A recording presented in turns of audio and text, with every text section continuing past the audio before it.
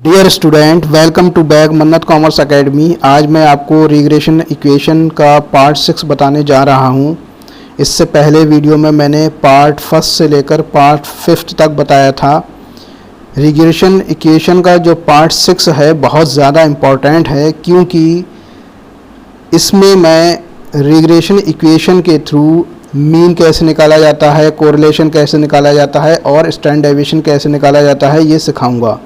और इससे पहले वीडियोस में मैंने आपको मीन, स्टैंडर्ड डेविएशन और कोरिलेशन के थ्रू रिग्रेशन इक्वेशन बनाना सिखाया था, लेकिन अब रिग्रेशन इक्वेशन के थ्रू मीन, कोरिलेशन और स्टैंडर्ड डेविएशन निकालना सिखाऊंगा। तो सबसे पहले क्वेश्चन पर आते हैं।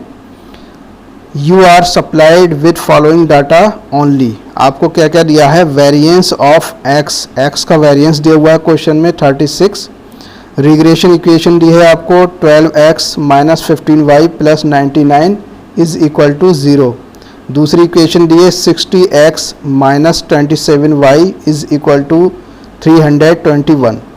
तो आपको जो क्वेश्चन में दिया है, एक तो वेरिएंस दिया हुआ है x का और दो रिग्रेशन इक्वेशन दी हुई हैं। इनके थ्रू हमें क्या बताना है? The average value of x and y, x और y की एवरेज वैल्यू बताना है, मतलब मीन बताना है। दूसरे नंबर पर coefficient of correlation of x and y, x और y का हमें कोरिलेशन बताना है। तीसरा स्टैंडर्ड डेविएशन ऑफ y और y का स्टैंडर्ड डेविएशन हमें बताना है। तो ये तीन चीज़ें हमें बताना है। तो देखिए, सबसे पहले हम क्या करते हैं, जो हमें रिग्रेशन इक्वेशन दी होती है उसके थ्रू सबसे पहले हम मीन कैलकुलेट करते हैं। तो रिग्रेशन इक्वेशन को सॉल्व करने का तरीका क्या होता है? सबसे पहले हम इसमें क्या करते हैं, देखिए,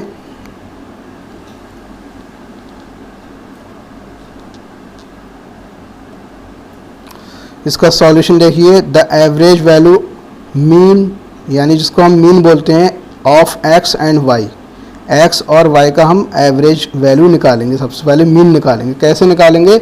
जो हमें रिग्रेशन इक्वेशन दी है उसको पहले हम सही करके लिख लेंगे। सही करने का तरीका ये होता है कि जितने भी डिपेंडेंट वेरिएबल होते हैं उनको हम एक साइड लिख लेते हैं, और मतलब एक साइड का मतलब लेफ़्ट साइड लिख लेते हैं, और जितने भी इंडिपेंडेंट वेरिएबल होते हैं उनको राइट साइड लिख लेते हैं।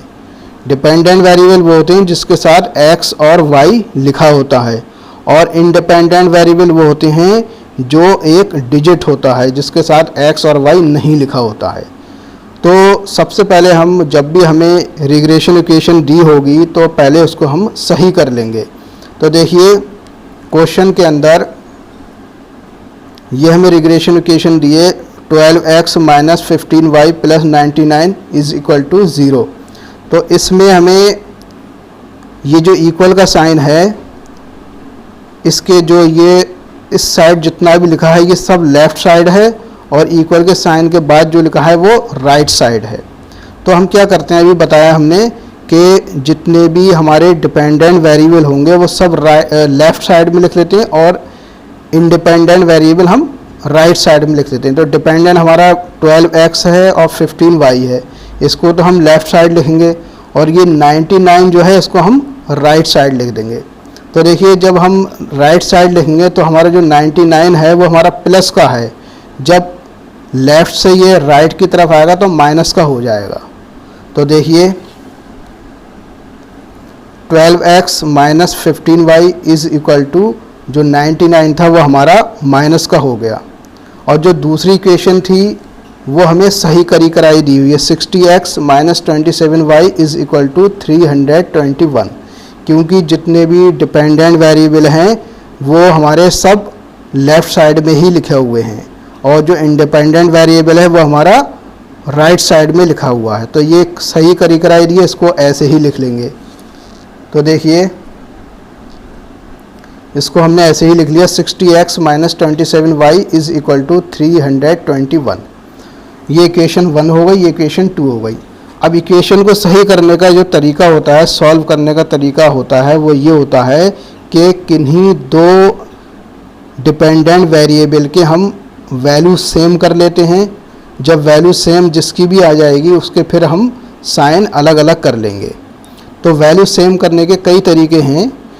सबसे आसान तरीका जो है वो ये है कि जिसके भी हमें वैल्यू सेम करनी हो, जैसे यहाँ 12 है, यहाँ 60 है, अब इसकी वैल्यू दोनों की हमें सेम करना है, या फिर 15y और 27y की वैल्यू दोनों की सेम कर लें। तो एक तरीका तो ये है कि जिसमें देखेंगे कि छोटा जो नंबर है पहले x के अंदर देखेंगे कौन सा है, 12 है, और बड़ा नंबर 60 है। क्या 12 के टेबल में 60 आ रहे हैं? आ रहे हैं। कितनी बार? 12 5 दा 60 यानी 5 बार। तो ये हम वैल्यू इसकी सेम कर सकते हैं। अब इसको भी चेक कर लेते हैं। इसमें बड़ा नंबर है 27 और इसमें छोटा नंबर है 15। क्या 15 के टेबल में 27 आ रहे हैं? नहीं आ रहे हैं। तो वैल्यू सेम हमें किसकी करना पड़ेगी? पहले वाले की, यानी x की वैल्यू सेम करना पड़ेगी।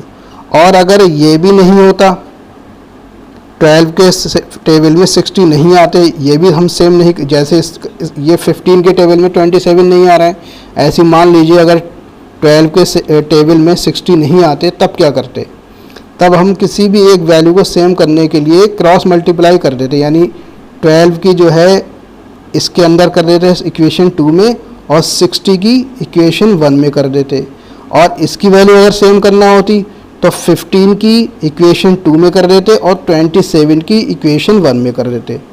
ये तब करते जब कोई भी छोटा टेबल किसी भी छोटे नंबर के टेबल में बड़ा नंबर ना आए। अभी तो आ रहा है, यानी 12 के टेबल में 60 आ रहे हैं। कितनी बार आ रहे हैं? 5 बार आ रहे हैं। तो इसका मतलब ये हुआ कि जो पहली वाली इक्वेशन है उसको 5 से मल्टीप्लाई कर देंगे। तो देखिए लिखा है मल्टीप्लाइंग इक्वेशन नंबर 1, यानी नंबर 1 इक्वेशन को बाय 5 से मल्टीप्लाई कर देंगे, एंड डिडक्टिंग इक्वेशन नंबर 2, और दूसरी इक्वेशन को हम माइनस कर देंगे from such obtained equation we have. जो भी हमें इक्वेशन प्राप्त होगी उसको हम माइनस कर देंगे। ठीक, तो देखिए इक्वेशन जो 1 है इसको हम 5 से मल्टीप्लाई करेंगे। तो 5 की हम पहले 12 से मल्टीप्लाई करेंगे। 12 5 दा 60 होगा, 60x, माइनस अब 15 की 5 से करेंगे, 15 5 दा 75 होगा, y इज इक्वल टू 5 की 99 से कर देंगे तो 495 आ गया। नीचे वाली इक्वेशन सेम लिख देंगे, 60x minus 27y is equal to 321। तो देखिए यहाँ पर हमने क्या बताया, इक्वेशन को सॉल्व करने के लिए सबसे पहले हम वैल्यू सेम करते हैं। तो हमने x की वैल्यू सेम कर ली, उसके बाद साइन अलग अलग होना चाहिए, वैल्यू सेम होना चाहिए। तो x की वैल्यू सेम है और साइन अलग अलग होना चाहिए। साइन को कैसे अलग करेंगे? नीचे वाले देख लेंगे, 60x 27y और 321। देखिए 60x जो थे वो प्लस के थे तो यह हमने माइनस कर दिया, 27y हमारे थे माइनस के तो उसे प्लस कर दिया, और 321 थे प्लस के तो इसको हमने माइनस में कर दिया। यानी साइन कैसे अलग करते हैं? जो प्लस में उसे माइनस कर दो, जो माइनस में उसे प्लस कर दो। अब क्या करेंगे हम? 60x से 60x हमने काट दिए ये। ठीक, अब इसको हम सॉल्व कर लेंगे। देखिए 75 जो है वो माइनस के हैं और 27 हमारे प्लस के हैं। अब इस वाले साइन को ध्यान में रखेंगे, पुराने वाले को नहीं रखेंगे बल्कि इसको रखेंगे, नए वाले को। 75 हमारे माइनस के हैं, 27 हमारे प्लस के हैं। तो माइनस के हमारे बड़े हैं, तो 75 में से हमने 27 माइनस करें तो माइनस के 48y आ गया, इज इक्वल टू 495 माइनस के हैं और 321 भी हमारे माइनस के। नए वाले साइन को ध्यान में रखेंगे, दोनों माइनस के हैं, माइनस माइनस प्लस हो जाता है। तो 495 में 321 प्लस कर दिए तो 816 आ गया। ठीक, अब माइनस से हमने माइनस कैंसिल कर दिया। अब y की वैल्यू हम निकाल देंगे, y इधर आ गया हमारा, और y के बाद जो भी चीज़ लिखी है 816 वो यहाँ आ गई, और y के साथ जो चीज़ थी वो नीचे आ गई। यानी 816 को 48 से हम डिवाइड कर देंगे तो y की वैल्यू आ जाएगी 17, या यह हमारा y का मीन निकल कर आ गया। जब किसी एक का मीन निकल कर आ जाए तो दूसरे का मीन निकालना बहुत आसान हो जाता है। तो देखिए y का मीन हमारा निकल कर आ गया। अब जो y का मीन आया है, ये देखिए y का मीन हमारा निकल कर आ गया 17। अब x का मीन निकालेंगे, तो जो भी मीन जिसका भी निकल कर आए उसको इक्वेशन 1 में या इक्वेशन 2 में रख देते हैं उसकी वैल्यू को। तो देखिए putting the value of y, यानी y का मीन आ गया निकल कर, तो y की वैल्यू रखने पर इन इक्वेशन फर्स्ट में हम रख देंगे। तो पहले इक्वेशन फर्स्ट हमने नोट कर ली, ऊपर से देख ली। इक्वेशन फर्स्ट कितनी थी हमारी, देखिए ये 12x minus 15y is equal to minus के 99, इसको पहले हमने लिख लिया। ये 12x minus 15y is equal to 99। इसके बाद वैल्यू पुटअप करिए, 12x ऐसी लिखे हमने, माइनस 15 ऐसी लिखा, इनटू y की जगह y की वैल्यू लिख दी, जो y की वैल्यू आई थी निकाल के हमारे 17 हमने y की जगह लिख दिया, इज इक्वल टू माइनस के 99। 12x ऐसी लिखा, 15 की 17 से मल्टीप्लाई करी तो माइनस के 255 आ गया, इज इक्वल टू माइनस के 99। अब हमने बताया था कि इक्वेशन को जब सॉल्व करते हैं तो जितने भी डिपेंडेंट वेरिएबल होते हैं उनको एक साइड लिख लेते हैं और इंडिपेंडेंट को एक साइड लिख लेते हैं। तो डिपेंडेंट यहाँ पर हमारा 12x है, उसको पहले लिख लिया, इक्वल का साइन लगाया, इक्वल के साइन के बाद अब ये दूसरा हमारा बार शुरू हो गया, यानी 12x लिख के इक्वल का साइन लगा, इक्वल के साइन के बाद जो चीज़ लिखी थी उसको सेम वैसी लिख दी, यानी माइनस के 99 ऐसी लिख दिया। और जो 12 के साथ जो भी नंबर था माइनस का था, अब ये इस तरफ आएगा, यानी राइट साइड आएगा तो प्लस का हो जाएगा। तो 255 माइनस के थे, राइट साइड आने पे प्लस के हो गए। फिर 12x ऐसे लिख दिया, अब ये माइनस के 99 है, प्लस के 255 है, 255 में से 99 माइनस कर रही है तो हमारे प्लस के 156 आ गए। फिर x इज़ इक्वल टू 156 और x के साथ वाली चीज़ नीचे आ गई 12 से 156 को हमने डिवाइड करी तो ये हमारा x की वैल्यू आ गई 13, यानी हमारा y का मीन आ गया 17 और x का मीन आ गया 13। उसके बाद क्वेश्चन में क्या पूछा है, coefficient of correlation of x and y, x और y का कोरिलेशन बताना है। वो कैसे बताएंगे, देखिए सबसे पहले हम जो इक्वेशन निकल कर आई थी वो हम नोट कर लेंगे। सबसे पहले हमने इक्वेशन को लिख लिया। देखिए कोरिलेशन कोफिशिएंट यानी r जिसे बोलते हैं बिटवीन x एंड y कैसे निकालेंगे, जो हमारी इक्वेशन आई थी निकल कर वो हमने लिख ली। 12x minus 15y is equal to minus के 99, ये हमारी इक्वेशन फर्स्ट थी। 60x minus 27y is equal to 321, ये सेकेंड इक्वेशन थी। अब हमें कोरिलेशन जब निकालेंगे तो उसके लिए हम क्या करेंगे, जो हमारा x है उसको हम पहले लिख लेंगे, यानी 12x पहले लिख लिया हमने, क्योंकि x का y पर हमें निकालना है तो दोनों इक्वेशन में ही हम x की वैल्यू पहले लिख लेंगे, यानी 12x पहले लिख दिया, फिर इक्वल का साइन लगाया, इक्वल के साइन के बाद अब ये जो हमारा 15y था माइनस का था, ये हमारा किधर था, लेफ़्ट साइड था। जब इक्वल का साइन लग जाता है तो राइट साइड शुरू हो जाती है, तो ये लेफ़्ट साइड में था माइनस का 15y, अब ये राइट साइड में जब उतर आएगा तो प्लस का हो जाएगा, प्लस का 15y और ये माइनस के 99 ऐसे लिख दिया। तो हमने इक्वेशन फर्स्ट को पहले ऐसे करके लिख दिया, x का y पर करके लिख दिया। ऐसे ही इक्वेशन सेकंड में भी यही करेंगे, 60x ऐसे लिख देंगे, फिर फ़ौरन इक्वल का साइन लगाएंगे, इक्वल के साइन के बाद हमारी राइट साइड शुरू हो गई। अब क्योंकि 27 हमारा लेफ़्ट साइड में था, अब इक्वल का साइन जब लग जाता है तो राइट साइड शुरू हो जाती है, तो लेफ़्ट वाली चीज़ जब राइट में आएगी तो वो भी प्लस की हो जाएगी, तो ये माइनस के 27 है तो ये प्लस के 27y हो जाएंगे और ये प्लस के 321 ऐसे लिख दिए। पहले हमने इक्वेशन को इस तरह से करके लिख दिया। अब क्योंकि देखिए यहाँ पर हम कोरिलेशन निकालने जा रहे हैं x और y के बीच, तो कोरिलेशन निकालने से पहले हमें कोफिशिएंट ऑफ रिग्रेशन निकालना पड़ेगा। वो हम कैसे निकालते हैं, मैंने पिछले वीडियो में बताया था। सबसे पहले हम निकालेंगे BYX। सबसे पहले हम BYX क्यों का BXY भी लिख सकते थे। पहली इक्वेशन देखेंगे, पहली इक्वेशन में बड़ा क्या है, बड़ा 15 है, यानी जो चीज़ बड़ी होती है, और छोटा हमारा 12 है, यानी 15 बड़ा है तो 15 की 12 पर निकल कर आएगी, जो भी कोफिशिएंट आएगा वो y का x पर आएगा, यानी y बड़ा है x छोटा है। जो चीज़ बड़ी होगी उसी का ही कोफिशिएंट निकल कर आएगा। यानी इसको हम ऐसे करके लिखेंगे बी वाई एक्स। वाई पहले इसलिए लिखा क्योंकि वाई हमारा बड़ा था, बड़े वाले को देखते हैं। तो बी वाई एक्स कैसा आएगा हमारा, 12 हमने ऊपर लिखे और बड़ा वाला नंबर नीचे लिखा, क्योंकि जो बड़ा नंबर होता है वो नीचे लिखा जाता है जब कोफिशिएंट हम निकालते हैं। 15 की 12 से डिवाइड करी तो 0.8 आ गया। ऐसे ही अब दूसरी इक्वेशन हमने देखी, दूसरी इक्वेशन में देखेंगे बड़ा क्या है। यहाँ पर हमारा बड़ा 60 है और छोटा हमारा 27, यानी x बड़ा है और y छोटा है। अब ये x की y पर निकलेगी, यानी बी एक्स वाई निकल कर आएगा। ये बी एक्स वाई, ये था बी वाई एक्स और ये बी एक्स वाई, क्योंकि जो बड़ा होता है उसे पहले लिखते हैं। यहाँ 60 बड़ा है यानी x की वैल्यू बड़ी है, तो B X Y is equal to, तो मैंने पहले ही बताया कि छोटी वैल्यू ऊपर लिखी जाती है और बड़ी वैल्यू नीचे लिखी जाती है। छोटी इसमें 27 है और बड़ी 60 है। 60 से 27 को डिवाइड करिए 0.45 आ गया। ये बी वाई एक्स आ गया 0.8 और बी एक्स वाई आ गया 0.45। अब हम कोरिलेशन निकालने जा रहे हैं।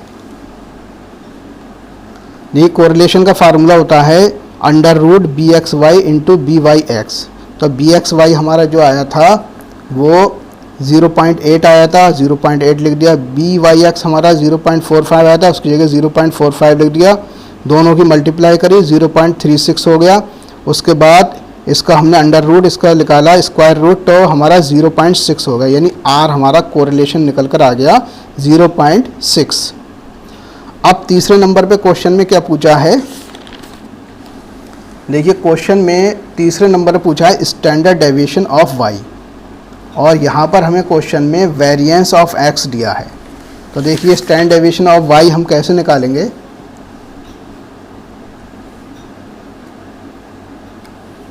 Standard deviation of Y series कैसे निकलेगा, देखिए वेरिएंस ऑफ एक्स हमें दिया 36।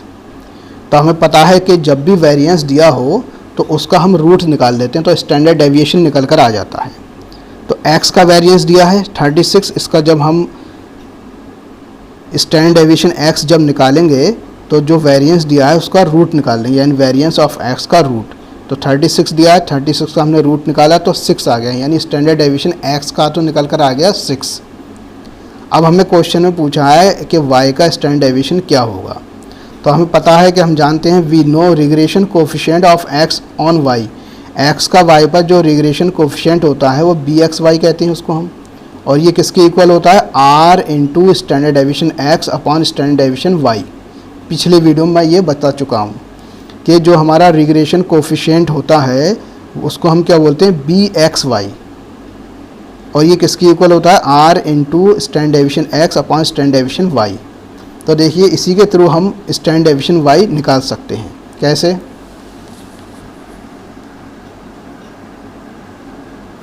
देखिए बी एक्स वाई किसके इक्वल वो होता है अभी बताया मैंने, r into standard deviation x upon standard deviation y। तो बी एक्स वाई हमने कितना निकाला था क्वेश्चन में, बी एक्स वाई की जगह लिख देंगे। देखिए कितना निकाला था 0.45।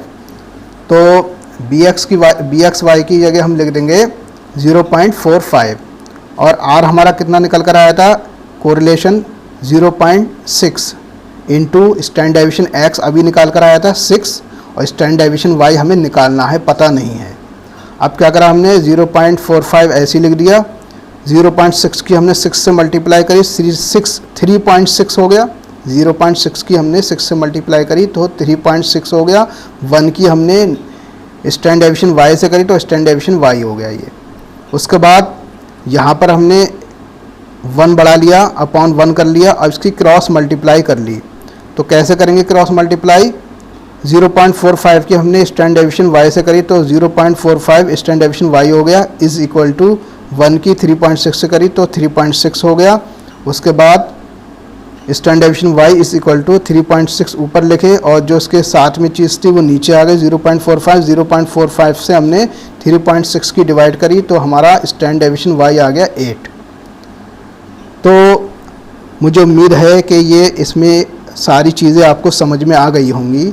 तो देखिए इस क्वेश्चन में नया क्या था, इसमें हमें रिग्रेशन इक्वेशन दी हुई थी, उसके थ्रू हमने मीन कैलकुलेट किया, उसी के थ्रू हमने कोरिलेशन कैलकुलेट किया, और उसी के थ्रू हमने स्टैंडर्ड डेविएशन कैलकुलेट किया। तो ये आपका रिग्रेशन एनालिसिस का लास्ट पार्ट था और कुल मिला के ये 6 पार्ट हो चुके हैं। तो आपको अगर रिग्रेशन बहुत अच्छी तरह से समझना है तो आपको 6 पार्ट पूरे देखना होंगे। उसका लिंक मैंने डिस्क्रिप्शन में दे रखा है। जिन लोगों ने first, second, third, fourth, fifth part नहीं देखा है वो इनको ज़रूर देखें। इसका लिंक मैंने डिस्क्रिप्शन में दे रखा है। Thank you for watching my video.